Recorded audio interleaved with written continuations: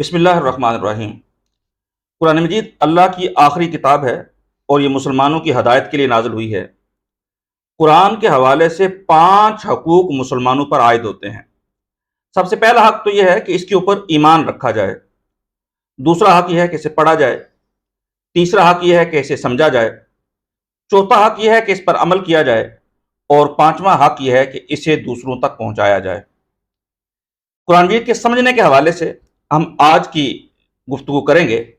قرآن مجید بنیادی طور پہ انسانوں کی ہدایت کے لیے نازل ہوا ہے، یعنی اس کے اندر انسانوں کے لیے ہدایات موجود ہیں کہ وہ کیسے اپنی زندگیوں کو بہتر کر سکتے ہیں، کیسے اپنے معاشرے کو بہتر کر سکتے ہیں، اور کیسے اپنی آخرت کو بہتر بنا سکتے ہیں۔ ظاہر سی بات ہے یہ اس وقت تک ممکن نہیں ہے جب تک کہ ہمیں یہ سمجھ نہ آ جائے کہ قرآن مجید کے اندر لکھا ہوا کیا ہے۔ جب تک قرآن مجید کو سمجھیں گے نہیں، ہماری نہ تو انفرادی زندگیوں کے اندر اور نہ ہی اجتماعی زندگی کے اندر کوئی تبدیلی واقع ہو سکتی ہے۔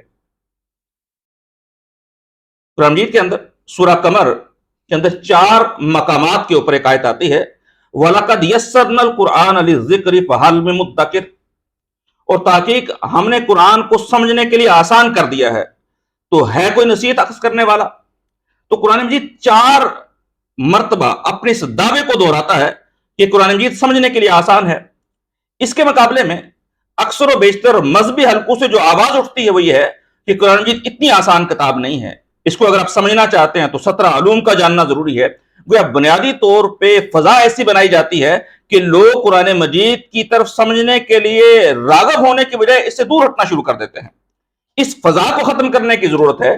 ایک رائے میری اور آپ کی ہے، اس کے مقابلے میں وہ اللہ جس نے اس کتاب کو بھیجا ہے، جس نے مجھے اور آپ کو پیدا کیا ہے، اس کا دعویٰ یہ ہے کہ ہم نے قرآن کو آسان بنایا ہے نصیحت حاصل کرنے کے لیے، تو ہے اس سے کوئی نصیحت اخذ کرے۔ ہاں، ایک بات اور ہے، جہاں تک قرآن مجید کی معنی کی گہرائی کا تعلق ہے، حالات حاضرہ پر اس پہ انطباق کا تعلق ہے، تحقیق کا میدان ہے، تو اس اعتبار سے نبی اکرم صلی اللہ علیہ وآلہ وسلم کے حدیث مبارکہ کا مفہوم یہ ہے کہ علماء اس سے کبھی سے اعراب نہیں ہوں گے، اور وہ کبھی یہ نہیں کہہ سکیں گے کہ اس کے سارے علوم و معارف کو ہم نے اخذ کر لیا ہے، بلکہ رہتی دنیا تک اس سے علوم اور معارف کے خزانے برآمد ہوتے رہیں گے۔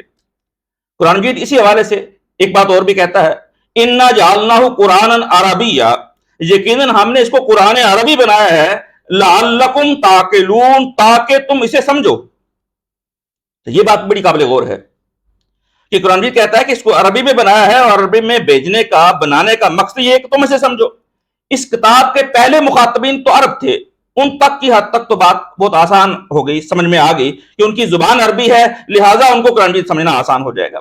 اب آ جاتے ہیں باقی دنیا کی طرف، تو جہاں تک برصغیر کے لوگوں کا تعلق ہے، ہمیں معلوم ہے کہ اردو برصغیر کے ایک بڑے علاقے کے اندر جو ہے وہ سمجھی جاتی ہے، بڑی تعداد کے اندر افراد جو ہیں وہ اردو سے واقف ہیں، اور ہمیں معلوم ہے کہ عربی کے کم از کم 40% الفاظ جو ہیں وہ عربی کے اندر موجود ہیں۔ گویا کسی اور زبان کے مقابلے میں برصغیر کے لوگوں کے لیے عربی کا سیکھنا بہت آسان ہے۔ اور اس کا دوسرا پہلو دیکھیں کہ ساری دنیا کے انسانوں کی ایک زبان نہیں ہو سکتی، کچھ لوگوں کی مادری زبان اردو ہوگی، کچھ کی عربی ہوگی، کچھ کی انگریزی ہوگی، تو اگر ساری دنیا کے لوگوں کو کوئی زبان سیکھنی پڑ جائے تو کون سی زبان زیادہ آسان ہوگی؟ آج ماہرین لسانیات یہ کہتے ہیں کہ عربی زبان دنیا کی سائنٹیفک ترین لینگویج ہے، یعنی دنیا کی کسی بھی زبان کے مقابلے میں عربی کو سمجھنا آسان ہے۔ اسی بات کو قرآن نے کہا ہے، اِنَّا جَعَلْنَاهُ قُرْآنًا عَرَبِيًّا، یقیناً ہم نے اس قرآن کو قرآن عربی بنایا ہے، قرآن کو عربی کا جامع پہنایا ہے، لَعَلَّكُمْ تَعْقِلُونَ، تاکہ تم اسے سمجھو اور پھر سمجھنے کے بعد اس کے اوپر عمل پیرا ہو۔ اتنی آسانیاں پیدا ہونے کے باوجود، اتنی یقین دہانیاں ہونے کے باوجود بھی اگر لوگ قرآن کی طرف متوجہ نہ ہوں تو پھر قرآن کا انذار، قرآن مجید کی دھمکی بھی بڑی شدید ہے۔ افلا یتدبرون القرآن، کیا وہ لوگ قرآن کے اوپر غور و فکر نہیں کرتے؟ ام علی قلوب اقفالها، یا ان کے سینوں کے اوپر تالے لگے ہوئے ہیں؟ گویا وہ لوگ جو قرآن مجید پڑھنے کی کوشش نہیں کرتے، گویا ان کی حقیقت یہ ہے کہ گویا ان کے سینوں کے اوپر، ان کے دلوں کے اوپر تالے لگے ہوئے ہیں، اور قرآن ان تالوں کے اندر داخل نہیں ہو سکتا۔ یہ تالے کس نے لگائے ہیں؟ یہ تالے یقیناً ہم نے لگائے ہیں۔ اگر میں نے یہ دل کے اندر بٹھا لیا کہ قرآن مشکل ہے، یہ دل کے اندر جائے گا ہی نہیں۔ جب میرا نقطہ نظر یہ بن گیا تو یقیناً پھر قرآن تو ہمارے دلوں کے اندر جائے گا ہی نہیں۔ لہٰذا اس اعتبار سے ہمیں پوری کوشش کرنی چاہیے کہ ہم قرآن مجید کے اندر جو ہدایات دی گئی ہیں جو پیغام دیے گئے ہیں اسے سمجھنے اور اس کو سمجھنے کے بعد اس کے اوپر عمل پیرا ہوں۔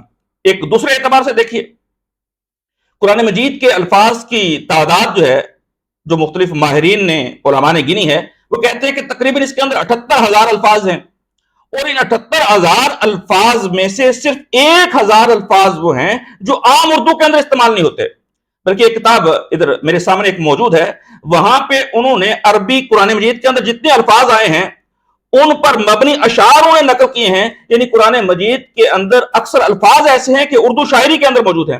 اس کے باوجود بھی اگر ہم قرآن مجید کو سمجھنے کی کوشش نہیں کریں گے تو یقیناً اللہ کے ہاں جا کے کوئی عذر پیش نہیں کر سکیں گے، خاص طور پہ وہ لوگ جنہوں نے انگریزی زبان کے اندر ڈاکٹری کی، انجینئرنگ کی، اکنامکس کی کتابیں پڑھی ہیں اور بہت اچھے طور سے پڑھی ہیں، سمجھی ہیں، بلکہ دوسروں کو سمجھا رہے ہیں، وہ اللہ کی بارگاہ کے اندر یہ عذر نہیں کر سکیں گے کہ قرآن مجید سمجھنے کے لیے ہمارے پاس وقت نہیں تھا، یا قرآن مجید سمجھنے کے لیے ہمارے اندر صلاحیت موجود نہیں۔ اللہ نے یہ صلاحیت ہر انسان کو دے کے بھیجی ہے۔